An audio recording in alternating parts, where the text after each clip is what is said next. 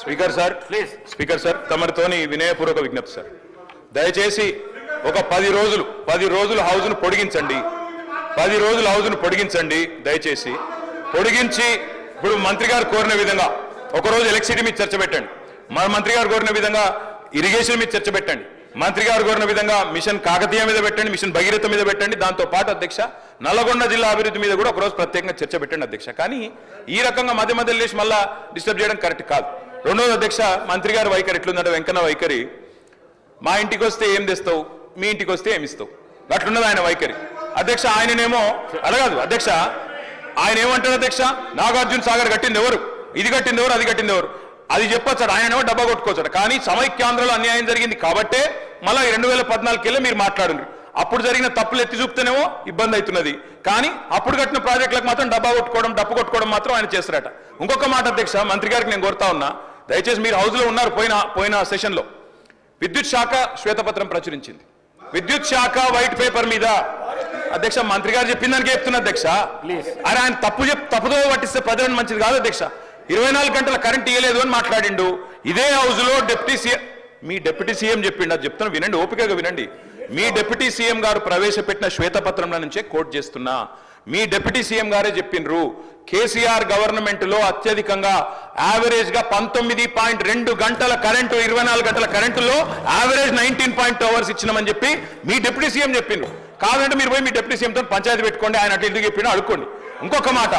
log book లో అన్నారు అధ్యక్ష మేము అంటున్నా అధ్యక్ష ఇవాళ కాంగ్రెస్ ప్రభుత్వం ప్రకటనలు గుప్పిస్తున్నది ఎక్కడ చూసినా ఇవాళ మొత్తం కాంగ్రెస్ ప్రకటనలే కనబడుతున్నాయి అందులో ఏం చెప్తున్నారు అధ్యక్ష 24 గంటల కరెంటు నేను వెంకటరెడ్డి గారిని అడుగుతున్నా ఈడికెళ్ళి మీ సభ వాయిదా వేయండి అధ్యక్ష బస్సులు అందరం పోదాం నల్గొండ జిల్లాకే పోదాం ఈ రోజు ఏ ఒక్క లాగ్ బుక్ లోనన్నా 24 గంటల కరెంటు వస్తున్నట్టు చూపెడితే మేము మొత్తం శాసనసభాపక్షం రాజీనామా చేస్తామని చెప్పి నేను ఆయన అడుగుతా ఉన్నా అధ్యక్ష అధ్యక్ష ఇప్పుడు వాళ్ళేమో ప్రచారం చేయొచ్చు పద్ధతి కాదు అధ్యక్ష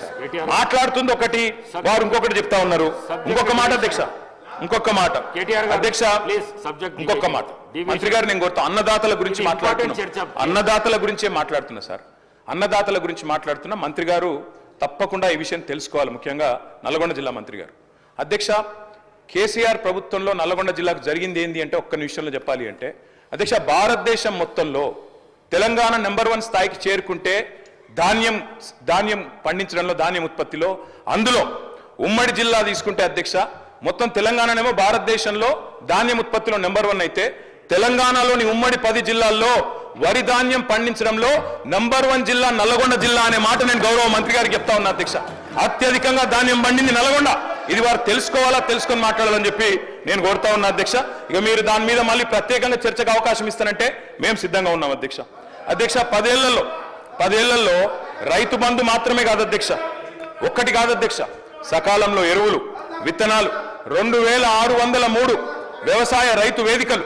ఇవన్నీ పెట్టడంతో పాటు వ్యవసాయ విస్తరణ ఎందుకంటే వ్యవసాయ స్థిరీకరణ జరగాలంటే వ్యవసాయ విస్తరణ జరగాలి అందుకే ఇవన్నీ కూడా తీసుకున్నాం అధ్యక్ష అందులో భాగంగా వచ్చిందే రైతు బంధు అధ్యక్ష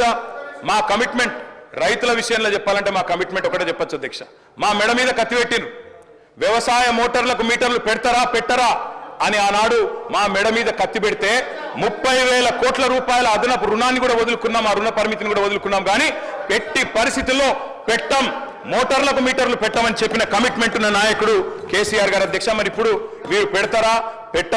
పైన వాళ్ళు చెప్పినట్టు వినరా అని చెప్పి రైతులు కూడా చూస్తా ఉన్నారు అధ్యక్ష ఆనాటి పరిస్థితి అధ్యక్ష రైతు బంధు గురించి ఒక మాటలో చెప్పాలి అంటే మళ్ళా పేరు పెడుతున్నారు